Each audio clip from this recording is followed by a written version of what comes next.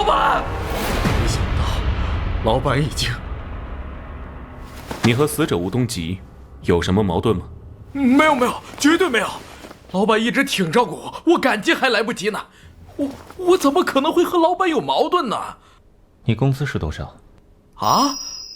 工资多少？干了几年？工作时长？这个跟案子有什么关系吗？请正面回答这个问题。6年了，7天无休，3000。还真是周扒皮。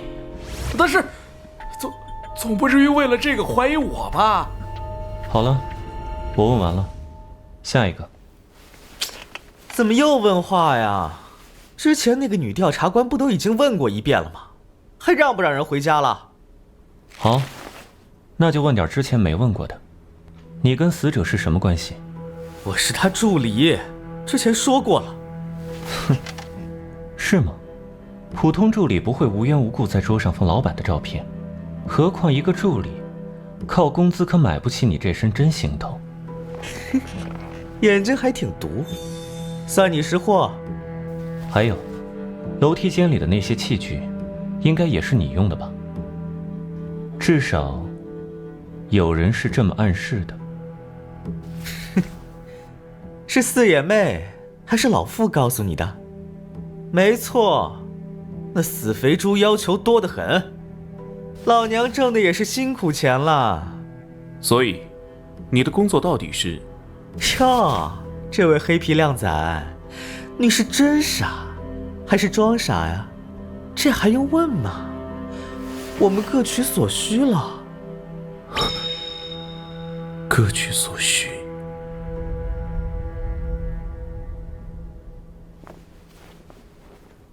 昨晚9点到9点半，你在干什么？昨晚在1楼的服装店试衣服，楼下的柜姐可以作证。另外，我还告诉你，可别因为我跟那胖子有一腿，就怀疑我。那个司机老傅，还有土里土气的四眼妹，可都比我能耐多了。哦，怎么讲？本来老娘不爱背后说人坏话，但既然他们捅出我那档烂事，那我也不客气了。以你的条件，出去别想找到工作，大不了鱼死网破。老傅上周刚因为涨工资的事跟老板吵过架，还威胁过鱼死网破什么的，我不小心听见的。至于那个四眼妹，别看样子唯唯诺诺、土里土气，背后搞人凶着呢。之前有个柜姐啊，实在不小心弄坏了她的眼镜，没关系。她表面上说不用赔，没关系，实际啊，却暗戳戳记住人家名牌上的名字，转头就投送到总部，让柜姐丢了工作。这么阴险的人，吴东吉把人家当丫鬟使唤，还动不动就骂。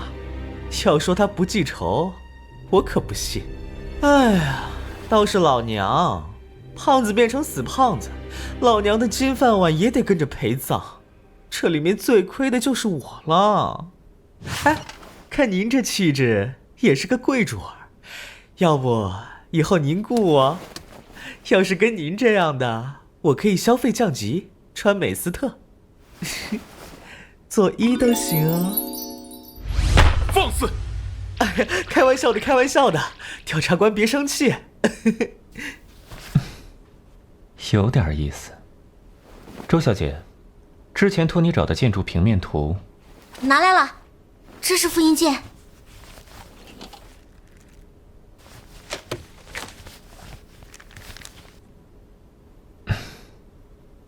这条通道的上面通向哪里？哦，这就是通向老板办公室的那条消防通道。不过8楼的口已经被杂物堵死了，因为这事儿我们还被消防罚过好几次。果然是这样。怎么了？发现什么问题了吗？别。开修生伤，渡井死经。这个我见过，是八卦阵，对吧？准确来说，叫八门遁甲。生门东北居艮宫，死者的办公室正是建在生门的方位。本是镇守财源之意，这种布局确实很常见。然而却有一大忌：生门绝不可见血，见血谓之信。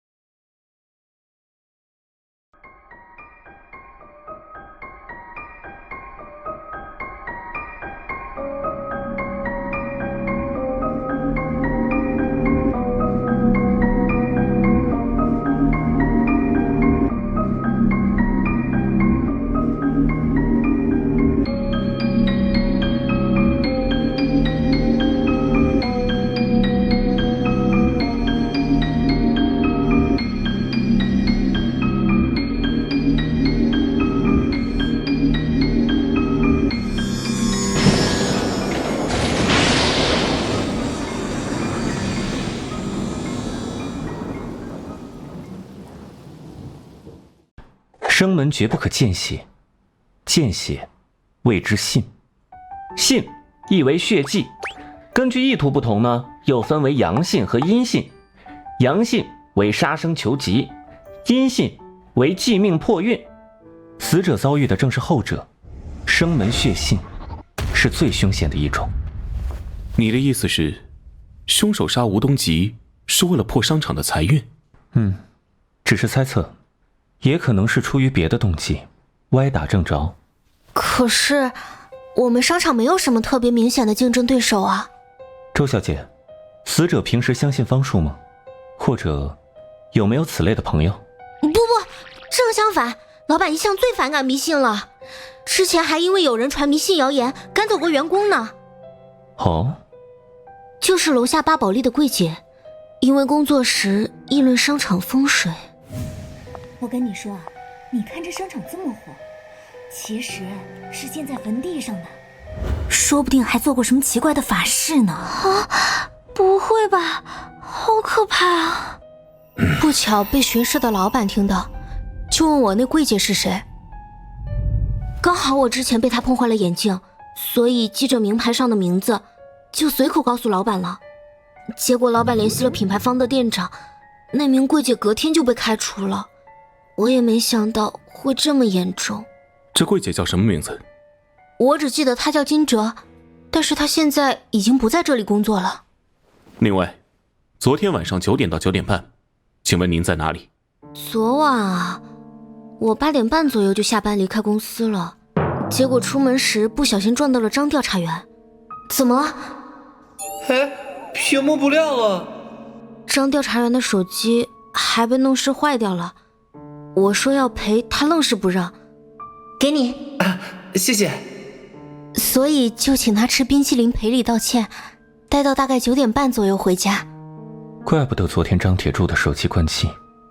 你当时知道他是调查员吗？不，我们昨天只是聊了些电影的事。没想到他也喜欢80年代香港僵尸片，还收藏了映射的全套旧版 VCD。结果一不小心聊太入迷，居然连名字都忘了问。还真是什么人有什么缘分。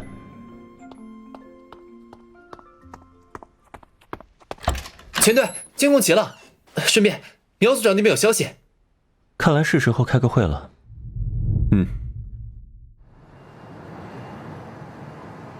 小张，把监控和电梯记录整理出来。是。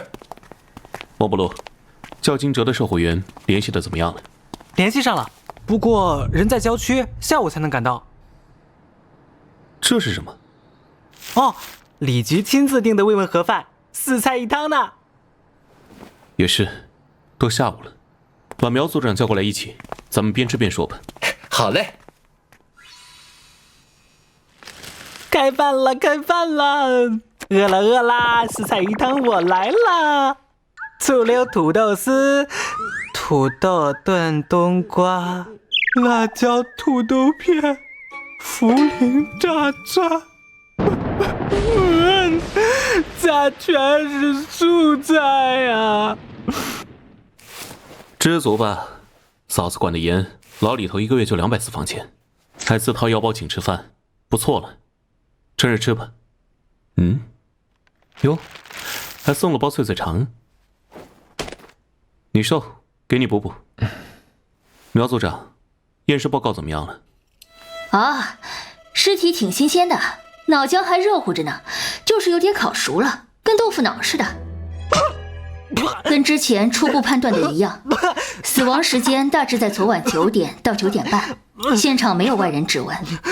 尸体脑壳中灌入的是机油，成分与办公室工具箱里的采样一致，双眼被挖去，伤口整齐无外翻，可以确定是死后造成的。那死因是什么？问得好，死因是窒息，没有挣扎迹象。窒息？可是窒息不应该很痛苦吗？怎么会没有挣扎？如果是吸入高纯度单纯窒息性气体，就不会痛苦。没错，正是。单纯窒息性气体，那又是啥？比如氨气、甲烷或惰性气体一类，常有人用来自杀。呼吸反射主要取决于血液中的二氧化碳浓度，浓度过高时就会产生窒息感。但如果是吸入窒息性气体一类，身体就不会意识到缺氧，甚至会在不知不觉中失去意识。不过无痛这点有争议，死者的大脑、内脏会水肿渗血，有可能是明明很痛苦却做不出反应，连挣扎都做不到。意思是，有人偷换了气瓶内的气体吗？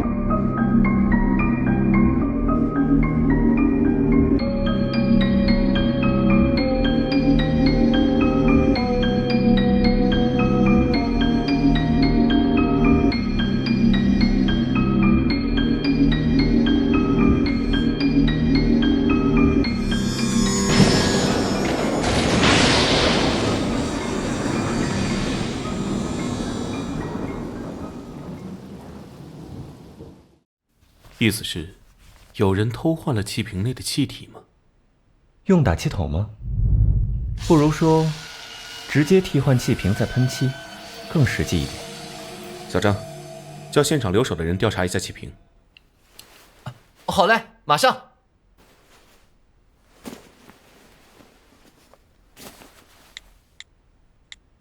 啊，那最可疑的不就是周秘书了？帮老板吸氧就是他的活吧？不，恰恰相反，尸体伤口是死后造成的。吴东吉死亡时间在9点以后，周秘书却是8点30离开的，时间矛盾。而且周小姐昨晚一直跟我在一起。哦，昨晚一直……哦，啊，不是一直，吃完冰淇淋就各回各家了。不管怎么说，替换气瓶这件事，能自由出入办公室的3人确实都能做到。可是案发时3个人都有不在场证明啊，还有监控记录。这年头还有人用手机铃声啊？就备用机房改震动了。喂，现场那边来消息了，滕科长说的没错，气瓶里果然有一个有问题。让他们把那个2皮脸的气瓶运回鉴识科。放着我来吧。谢谢。那我先回去干活了。哦，辛苦苗组长。小张，汇报一下监控和电梯记录。是，这是昨晚的监控视频。9点，司机魏国伟在地下停车场，直到10点才离开。8点45到10点，肖助理在1楼商铺试衣服。昨晚8点35，周秘书离开商场。监控视频与3位当事人描述的大致相符。另外，进入办公室有2条途径，一条是电梯，一条是消防通道。其中消防通道被杂物堵死，且没有通行痕迹。通往8楼的私人电梯没有监控，只有虹膜锁记录。8点30是周秘书下楼离开，10点05是司机上楼报警。也就是说，有问题的是中间吴东吉这2条。整理完毕。哇，人不可貌相，小张前辈还挺能干的嘛。这夸的怎么这么别扭啊？9点半的记录不难理解，应该是凶手利用死者的眼球离开现场。问题在于9点03分这个。关于这个，一共有3种可能。第一种是吴东吉本人带凶手上楼，那没有电梯权限也可以实施犯罪，凶手就有可能是3人之外的人。但是根据周秘书的证词，8点30离开时，吴东吉尚在办公室内。那8点30到9点03分之间，吴东吉又是如何下楼，并且没有留下记录的呢？第二种可能是，凶手用吴东吉的眼球上楼，但同样的矛盾，吴东吉的眼球又是如何出现在楼下凶手的手中呢？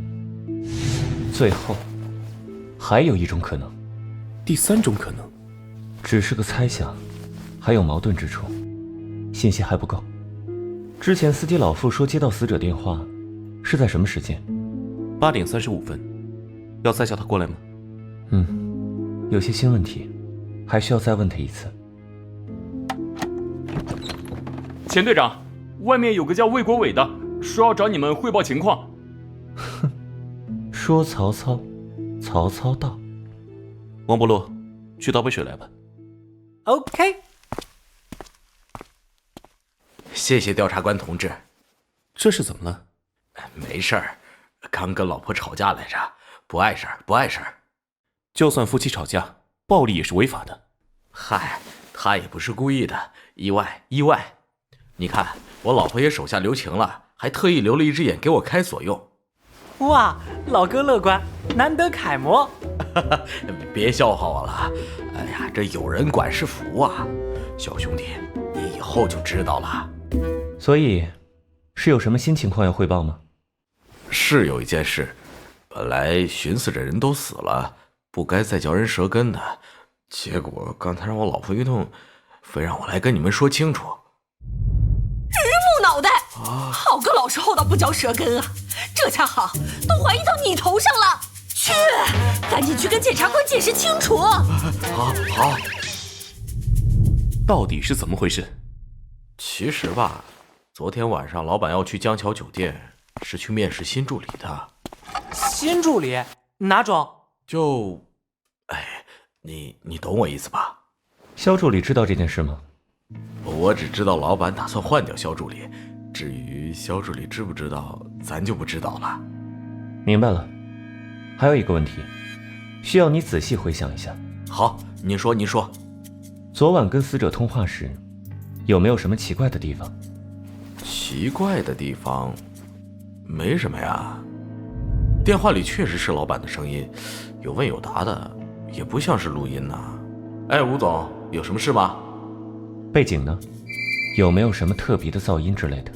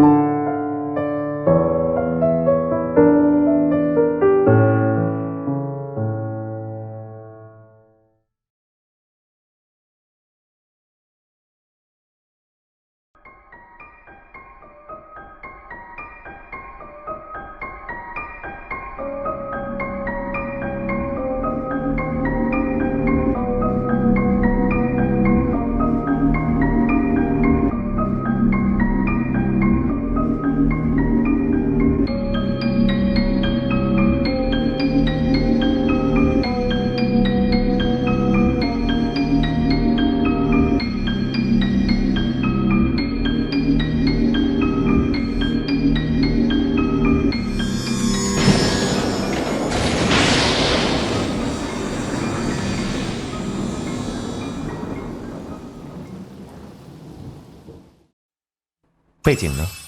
有没有什么特别的噪音之类的？特别的噪音？有，声不大，您不提我都没想起来。电话背景里头好像听到了2声滴滴。果然是用这种方法。那现在只剩下最后一个问题了。滕科长又明白啥了？我咋没跟上思路？前队，你跟得上吗？滕科长，到底想明白啥了？快说说呗！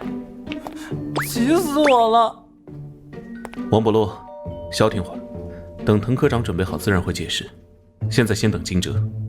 你要是实在闲，就去那堆书里碰碰运气，试试之前何校长留下的密码是哪一本。哦。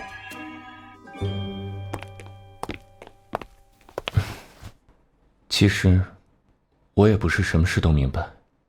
啊？比如，老夫为什么宁愿为3000块当牛做马，也不愿意辞职呢？可能不是他不愿意，而是不敢。你看过魏国伟的档案吗？看过，45岁，退伍兵，高中文凭，有老婆和一个高3的女儿。怎么了？20多年来，他的履历除了司机和保安，没做过别的工作。现在45岁了，找工作对他来说没那么容易了。按他的财务状况，这个月没工资，下个月就要全家断粮。孩子马上高考，根本冒不起失业的风险。3000，真的能养家糊口吗？能，别说3000，1000都能，而且大有人在。穷有穷的活法，有的人吃顿方便面都算赶上伙食，加根火腿肠就是过年了。可怜之人必有可恨之处。如果年轻时知道规划，就不至于此了。这话也不能说是错，只是不是人人都能有好出身和好头脑。哦，你这是在同情吗？不是同情，谁也没资格同情谁，只是大部分人情有可原。人的精力限制视野，视野又局限能力，这是个死循环。他们并不是不够努力，如果交换身份，你我不一定能做得更好。或许你说的对，可说到底，人的路都是自己选的。你的圈子里接触不到这些人，没法理解也正常。对有些人来说，选择本身就是个很奢侈的东西。马太效应吗？什么效应的我不懂，但钱不是一切。老夫看着倒是比你开心多了。众生皆苦，众生自得其乐。明明看着像个木头，倒是总能说出让人意外的话来。你好，打扰一下。请问不健全犯罪科怎么走？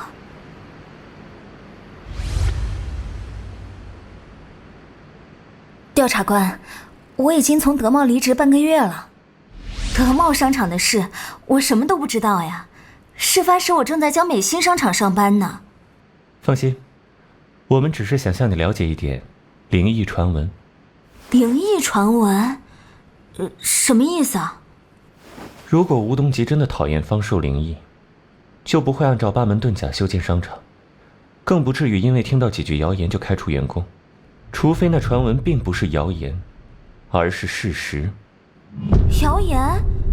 原来我不是因为弄坏周秘书眼镜的事被开除的，错怪他了吗？金女士，请你回忆一下，吴东吉巡视那天，你当时说的灵异传闻具体是什么？我本来也只是听说，没太当真的。据说德茂商场那块地以前是个乱坟岗，打地基时总打不下去。可恶，基桩又断了，真是太邪门了。后来据说找高人指点，打了生桩，才顺利建成。生桩是什么意思？传闻出自鲁班书，童男童女活埋地基，可冲煞镇邪。小孩儿？可惜我们没有权利，也不可能只因为一个传闻就去拆掉整座商场挖地基。放心，凡沾因果，必有痕迹。如果凶手动机确实与打生桩这件事有关的话，我们只要先解决眼前的案子，之后必能从凶手的口中了解此事的原委。可是，3名相关人的档案上都没有失踪的幼年亲属或者儿女。不过全信资料不如没资料，档案是死的，人却是活的。你的意思是？因为各种复杂的原因，档案不准，在基层不算少见。调查应以实际经验为准。怪不得，这样就解释得通了。唉，原来是这样，居然被这么简单的手段耍得团团转。你已经知道凶手是谁了吗？是，多亏你刚才那句，让我想明白了另一个关键疑问。金小姐，我想向你借一样东西。